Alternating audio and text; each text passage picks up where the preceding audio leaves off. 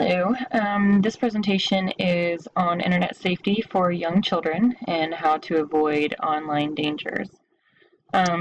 We all know that children are using technology more and more every day, and this includes the internet. Children use the internet without knowing the risks and dangers, but parents and teachers can help educate children on the dangers so they can recognize and avoid these hazards.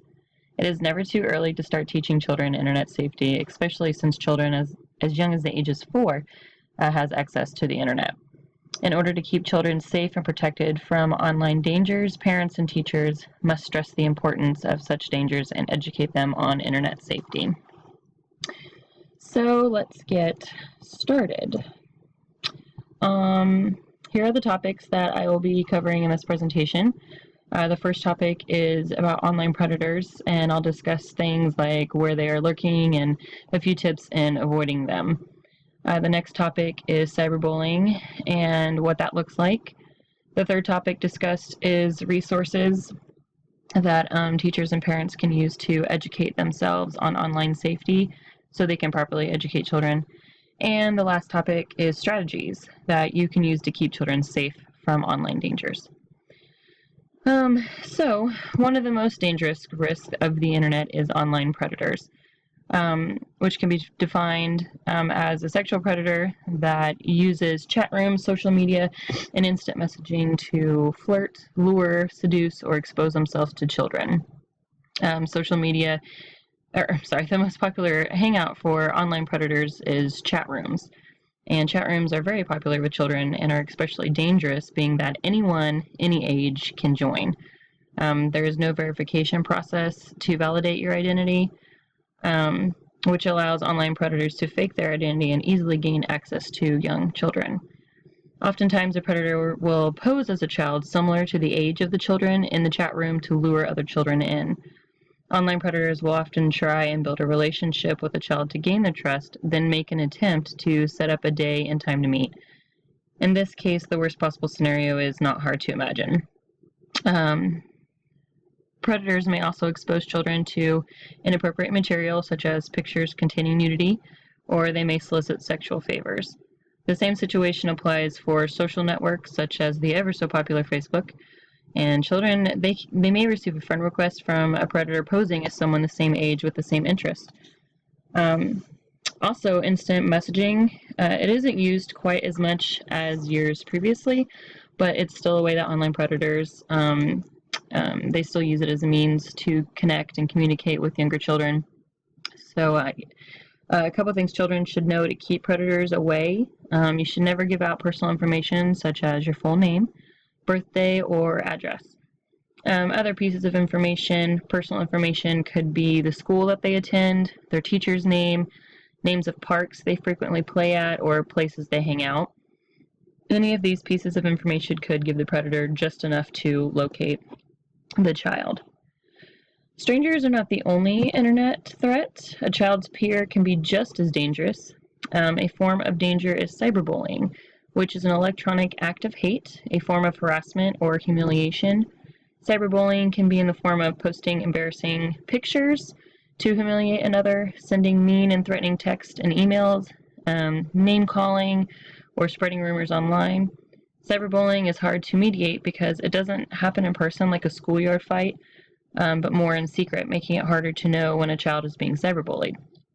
Children that do not use social media or texting but participate in online gaming can still experience cyberbullying also. Other players may expose them to inappropriate language and content, or they may taunt them.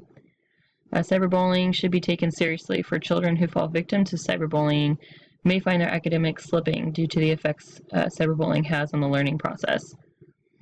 Most children, they find it hard to seek help if they are being cyberbullied and fear that giving up the offender will only make the situation worse. As educators and parents, it is important to take note of any change in a child's behavior or academics and take immediate action, because he or she could be a victim of cyberbullying and the situation must be handled before it worsens.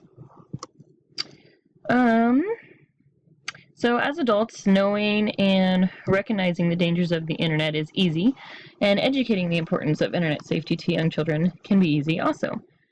There are numerous resources to get familiarized with internet safety, and most of them are all just a click away.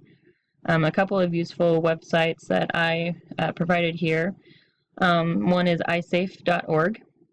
The next one is netsmartskids.org, and the last webwisekids.org.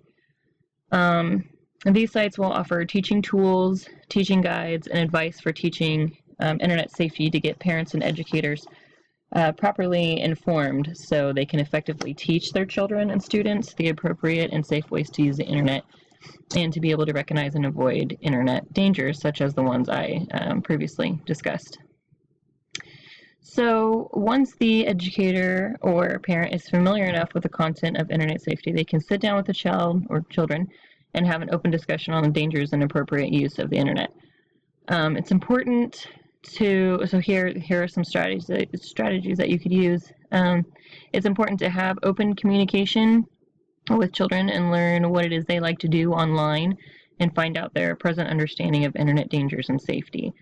As mentioned before, one very pertinent factor to stress is the importance of protecting personal information, such as avoiding giving out a child's full name, age, address, basically anything that could allow another person to locate or harass the child. To get an idea of the child's initial understanding of their online use, some questions to ask could be, what websites do you like to visit and why? Do you have to give out any personal information to use this website? Or how often do you log on to these websites? And do you talk to other people on the websites? An educator or parent can gain an understanding of children's interest by getting familiarized with the websites they use and can stay better connected with the children.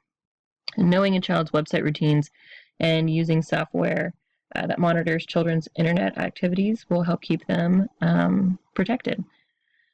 Monitoring software records keystrokes while keeping a log of websites visited and can be purchased online and easily installed. Luckily, though, safety doesn't always come at a price, so educators and parents can also access their browser settings and block certain websites or domains and only allow specific sites to be accessed by using filters. There are also parental controls that give parents and educators the ability to choose what their children and students have access to and what categories are appropriate.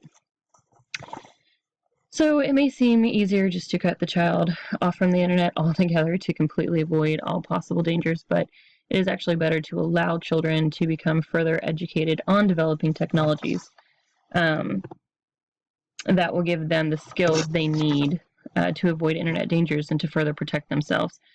With technology and the internet being more commonly integrated into the lives of children, so are the risks and dangers.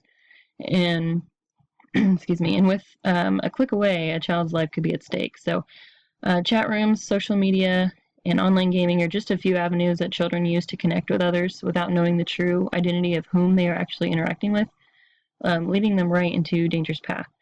So teachers and parents can help prevent a child from stumbling upon dangerous or harmful situations, such as coming into contact with an online predator or falling victim to cyberbullying, by educating them on the dangers of the internet and giving them the tools to stay protected.